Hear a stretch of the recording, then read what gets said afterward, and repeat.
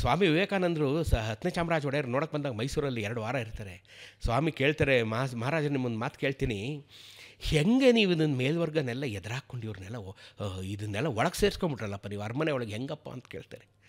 ಆಗ ಮಹಾರಾಜರು, ಸ್ವಾಮಿ ನನ್ನನ್ನು ಹೇಳ್ತೀರಿ, ನೀವು ಹೆಂಗೆ ಮಾಡ್ತಾ ಇದ್ದೀರಿ ಕ್ರಾಂತಿಕಾರಿಯಾಗಿ ಭಾಷಣ, ನಿಮಗೂ ಇದೇ ಥರ ಥ್ರೆಟ್ ಇದೆಯಲ್ಲ ಅಂತ ಕೇಳ್ತಾರೆ.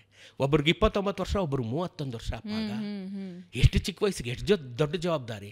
ಸ್ವಾಮಿ ವಿವೇಕಾನಂದರೇನು ಕಡಿಮೆ ಜವಾಬ್ದಾರಿ ಇಟ್ಕೊಂಡಿದ್ದಾರೆ ಅಲ್ವಾ?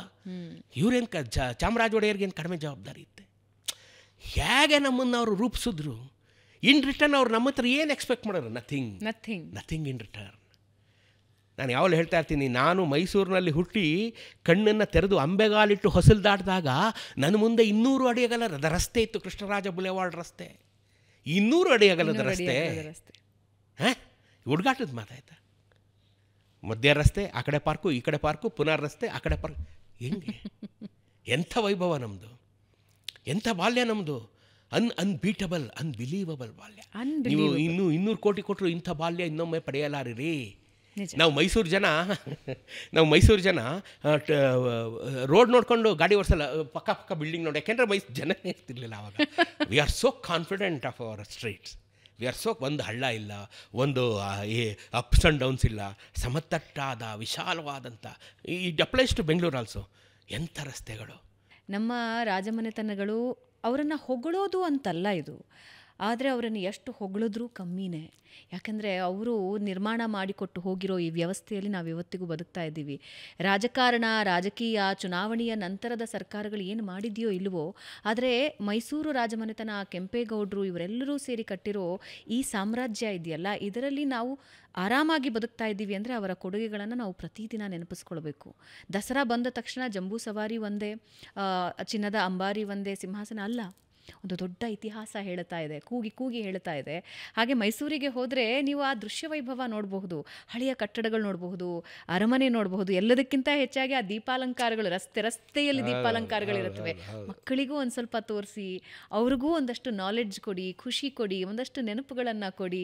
ದಸರಾನ ಈ ರೀತಿ ಆಚರಣೆ ಮಾಡಿ. ಧರ್ಮೇಂದ್ರ ಸರ್, ನಾವು ಮಾತಾಡ್ತಾ ಹೋದರೆ ಬಹುಶಃ ರಾತ್ರಿ ಆಗ್ಬಿಡುತ್ತೋ ಏನೋ, ಯಾಕೆಂದರೆ ಅಷ್ಟು ದೊಡ್ಡ ವಿಷಯ, ಅಷ್ಟು ವಾಸ್ಟ್ ವಿಷಯ, ಒಬ್ಬೊಬ್ಬ ರಾಜರ ಕೊಡುಗೆಗಳು ಬೆಟ್ಟದಷ್ಟಿವೆ ಮಾತಾಡ್ತಾ ಹೋಗೋದಕ್ಕೆ. ತುಂಬ ಹೃದಯದ ಧನ್ಯವಾದ ನನ್ನ ಕಡೆಯಿಂದ.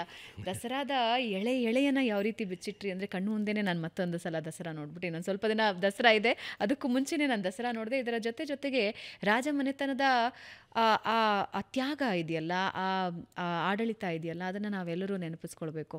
ಅದೇ ಕಾರಣಕ್ಕೆ ನಾವು ನಿರ್ಧಾರ ಮಾಡಿದಾಗ ಬರೀ ದಸರಾ ಅಲ್ಲ, ಇತಿಹಾಸ ನೆನಪಿಸ್ಕೊಳ್ಬೇಕು ಅಂದಾಗ ನಮಗೆ ನೀವು ನೆನಪಾಗಿತ್ತು. Thank you so much. ಧನ್ಯವಾದ. ತಾಯಿ ಚಾಮುಂಡೇಶ್ವರಿ ಎಲ್ಲರಿಗೂ, ನಿಮಗೆಲ್ಲ ಒಳ್ಳೇದು ಮಾಡಲಿ ಮತ್ತು ನಮ್ಮ ಜನತೆಗೂ ಒಳ್ಳೇದಾಗಲಿ. ಎಲ್ಲರೂ ಯಾವತ್ತೂ ಮಹಾರಾಜರು ಕೊನೆಯದು ಇನ್ನೊಂದು ಹೇಳಿ ನಾನು ಮುಗಿಸ್ಬಿಡ್ತೀನಿ. ಕೊನೆಯದಾಗಿ ಇದನ್ನು ಮುಗಿಸ್ಬಿಡ್ತೀನಿ. ಈ ಕಥೆ ಎಲ್ಲ ಕಡೆಯೂ ನಾನು ಹೇಳ್ತೀನಿ. ನಾವು ನಾಲ್ವಡಿ ಕೃಷ್ಣರಾಜ ಒಡೆಯರನ್ನು ದೈವಾಂಶ ಸಂಭೂತ ರಾಜರ್ಷಿ ನಾಲ್ವಡಿ ಕೃಷ್ಣರಾಜ ಒಡೆಯರು ಅಂತ ಕರಿತೀವಿ. ಅವ್ರನ್ನ ಹಾಗೆ ಕರಿಬೇಕು. ದೈವಾಂಶ ಸಂಭೂತ ರಾಜರ್ಷಿ ನಾಲ್ವಡಿ ಕೃಷ್ಣರಾಜ ಒಡೆಯರು. ರಾಜರ್ಷಿ ಅಂತ ಬಿರುದು ಕೊಟ್ಟವರು ಗಾಂಧೀಜಿಯವರು. ಮೈಸೂರಿಗೆ ಬಂದು ಮೈಸೂರಿನ ಪ್ರಗತಿಯನ್ನು ನೋಡಿ ಬೆರಗಾಗಿಬಿಟ್ಟು, ಇವರು ರಾಜರಲ್ಲ, ಇವರು ಋಷಿ ಸಂತ, ಅವ್ರು ಮಾತ್ರವೇ ತಪಸ್ ಮಾಡಿ ಇಂಥ ಅಭಿವೃದ್ಧಿ ಜನೋಪಕಾರವನ್ನು ಮಾಡೋದಕ್ಕೆ ಸಾಧ್ಯ ಅಂತ ರಾಜ ಋಷಿ ಅಂತ ಅವರನ್ನು ಹೊಗಳುತ್ತಾರೆ. ಸೊ ರಾಜರ್ಷಿ ಆಗುತ್ತೆ.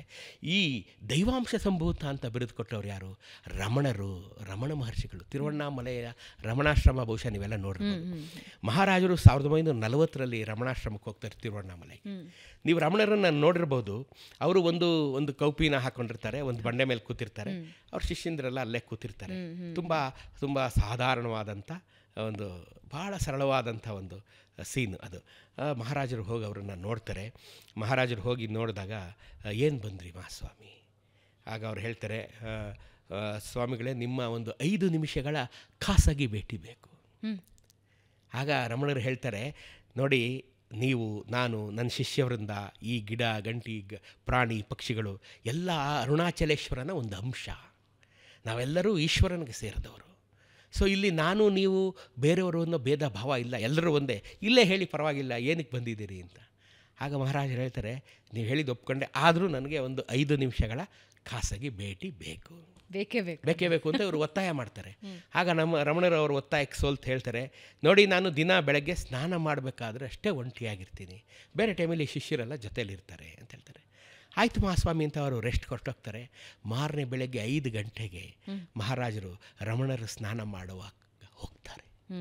ಅವರ ಒದ್ದೆ ಆದ ಪಾದಗಳನ್ನು ಇಟ್ಕೊಳ್ತಾರೆ. ಆಗ ರಮಣರು ಅವ್ರನ್ನ ಕೈ ಹಿಡಿದೆತ್ತಿ ಒಂದು ಕಡೆ ಕೂರಿಸ್ತಾರೆ.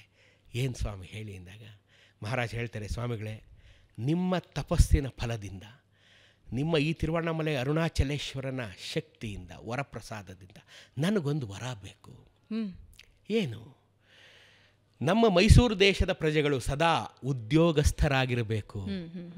ನಮ್ಮ ಮೈಸೂರು ದೇಶದ ಪ್ರಜೆಗಳು ಸದಾ ಆರೋಗ್ಯವಂತರಾಗಿರಬೇಕು. ನಮ್ಮ ಮೈಸೂರು ದೇಶದ ಪ್ರಜೆಗಳು ಸದಾ ನೆಮ್ಮದಿಯಿಂದ ಇರಬೇಕು. ರಮಣರು ಕೇಳ್ತಾರೆ, ನಿಮಗೇನು ಬೇಡವೆ? ನನಗೇನು ಬೇಡಿ. ಈ ವರ ನೀವು ನಿಮ್ಮ ತಪಶಕ್ತಿಯಿಂದ, ಅರುಣಾಚಲೇಶ್ವರನ ವರದಿಂದ ದಯಪಾಲಿಸ್ಬಿಡಿ, ಅಷ್ಟೇ ಸಾಕು.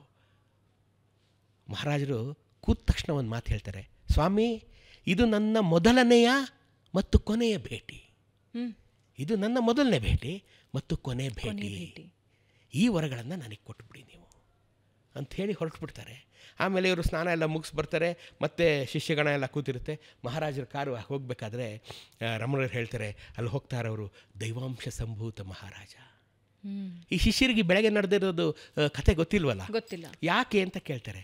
ಆಗ ರಮಣರು ನಗ್ತಾರೆ, ಒಂದು ಸ್ವಲ್ಪ ದಿನ ಆಗಲಿ ನಿಮಗೆ ಗೊತ್ತಾಗುತ್ತೆ ಅಂತ ಹೇಳ್ತಾರೆ. ತಿರುವಣ್ಣಾಮಲೆಯಿಂದ ಬಂದ ಮಹಾರಾಜರು ಕೆಲವೇ ದಿನಗಳಲ್ಲಿ ದೈವಾಧೀನರಾಗ್ಬಿಡ್ತಾರೆ. ಅವರು ಅದನ್ನು ಮುಂಚೆನೇ ಹೇಳಿರ್ತಾರೆ, ಇದು ನನ್ನ ಮೊದಲನೆಯ ಮತ್ತು ಕೊನೆಯ ಭೇಟಿ. ಅದಕ್ಕೆ ಅವರು ದೈವಾಂಶ ಸಂಭೂತ ಮಹಾರಾಜರು. ಹಂಗಾರು ನೆನಬೇಕು ನಾವು.